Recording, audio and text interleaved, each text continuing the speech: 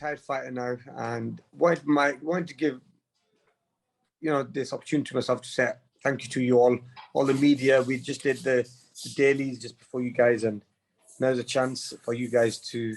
I thought if there's any questions you want to ask, you're more than welcome. Obviously, I am retired now, and obviously from being a boy to a man now. That's the wife said that. Make sure you say that. So yeah, I mean, life's totally changed. So it's been amazing, and I think without you guys covering the fights, I don't think it would have been as big. So I wanted to just say thank you very much for that as well. Brilliant. If you want to put me a note in the chat, who wants to go first, and I'll do them as the order I receive them in the chat box. So I think the first one is Matt from Into Boxing. So I'll just unmute you. Hi, Amir, can you hear me? Yes, I can, mate. How are you? First off, congratulations on a terrific career. Now it's sort of sunk in and you've made that decision to retire.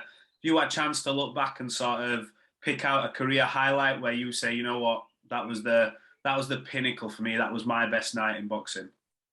I think my best nights in boxing were when I was with probably Freddie Roach and at the start of when I was with Virgil Hunter.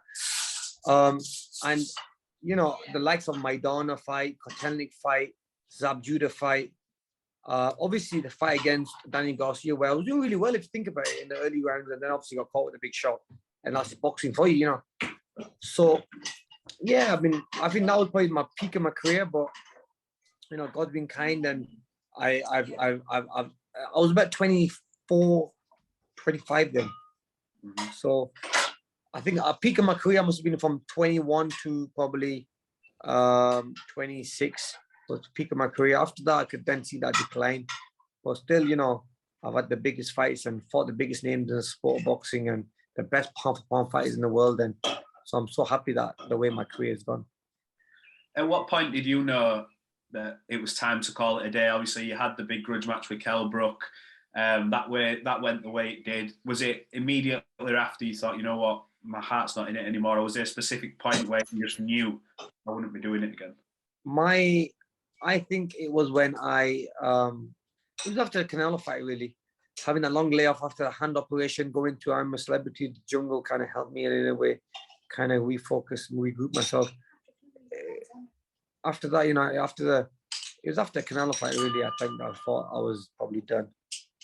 And I should have probably then called it a day, but I didn't. And I think I loved the sport too much that it was hard for me to walk away them days. But yeah. Have you thought about much outside of boxing, what your life's going to be like now and what sort of interests you have? Are you looking to stay in the sport? Are you going to take part in coaching? Are you going to so I'm going to definitely stay in the sport of boxing. Yeah. I'm just starting some big shows. I'm going to start doing I think I've got penciled in, end of the year, I'm going to do around about 10 to 12 shows a year, boxing shows. I'm going to start restart my promotion company for signing young fighters, and in America as well. I'm going to do something big over there, which I'm going to announce probably in the next month or so. So I'm doing very big things in promoting fighters and promoting fights and do my own boxing shows is what I want to do. Finally, for me, have you, when you look back now over all the fights you've had, are there any regrets or any fights that you wanted to happen that didn't, or anything, any stone you've sort of left unturned where you think, I wish that had have happened or something had have gone differently? The Kell Brook fight happened early in my career.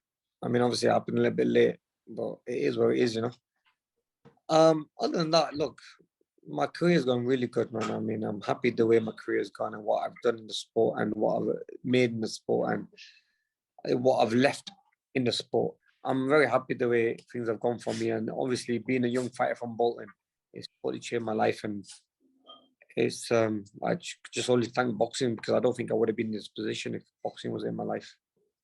All right. Thanks for your time, Amir. I appreciate it. And good luck. Cheers, mate. Thanks, Matt. I should say, if we can keep the questions to two, I should have said that at the start because of the volume of people on here.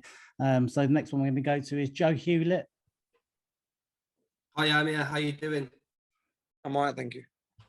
Congratulations on a great career. Where do you think your legacy is now you've retired in British boxing and maybe even world boxing? I don't even know, to be honest with you, man. Honestly, they're not at least as a fighter who probably would fight anyone and was never scared away from a fight. Secondly, fought the best out there. Win, lose, I'd give it my all in every fight and give the fights that they always wanted. I couldn't leave the sport without taking the Kell Brook fight because that's what everyone wanted.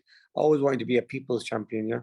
But I don't know how they would take me, but I think now I'm retired, I think the message I'm getting of people that now they realize that and they probably appreciate you a little bit more as well, which I never thought would happen. Maybe you get more respect when you retire than when you're in the sport. Yeah. Amir, congratulations on a great career, my friend. How you doing? I'm all right, thank you, Alex. Good stuff. You obviously, and you said you would after the Kell Brook fight. You gave yourself some time before making this decision. I know you were side for Conor Benn as well. I just wonder, were any names floated to you about possible matchups, or how did that deliberation process go? Alex, we had the rematch with Kell Brook penciled in. Obviously, that was contracted. I didn't contract, but like I said, I'm not going to take a fight where I don't feel 100%. It's me. It's not that I lost a fight and I'm not going to do it for greed because I would have got a big paycheck again. I don't have it in me anymore to fight anyone, even for that money, even if someone offered me a big, huge amount of money. Once you've called it a day, you call it a day, man. I want to spend time with my family. I was at one punch away from getting hurt, and I don't want to be that fighter that, got hurt from the sport of boxing. So I'm glad I called it a day. When you look back at your career, what are the mistakes you've made that you'll be advising the fighters that you're managing not to make? My advice to them would be always train hard and always be the boss. Always believe. How can you not be the boss outside the boxing ring? And when you're in the ring, you try to be the boss. So always be a boss, even be the man in control outside the ring. It means more. Profound. And wonder, is your true legacy the fact that you are, as it stands, the only fighter from the Indian subcontinent to actually reach the top level, and you've actually opened the sport up to that entire part of the world? I mean, you've got the next generation like Adam Azim and Hamza Shiraz coming through. Is that really your legacy is going to be felt for maybe decades hereafter? Yeah, no, definitely. No, there would be. And it feels nice to know that, I've opened doors to boxing for the young generation. But one thing, like the Azim brothers are amazing, fought my undercard. Obviously, there's a lot of jealousy in the sport as well. As an Asian, you probably know as well yourself, man, that there is a lot of jealousy in the game, where a lot of Asians, they know what you've done in the game. They'll never acknowledge it. They always hate, you know what I mean? And obviously, you got these young fighters like Hamza and all them lot. I think they envy what I've done, but I'm never ever talk bad about these young Asian fighters because I don't want them thinking that. Look, I wish them all the very best, but one advice I can give these young Asian boys is don't think you're too big and disrespect fighters like myself. When I've been there and done it and opened the door for them, I give them that platform. Always have that respect for your peers, really, you know what I'm saying? Because at the end of the day, I've been there, I've done it the hard way, the hardest way. When there was no Asians in the game of boxing, no Pakistani especially, whatever in a boxing gym, let alone on the world stage.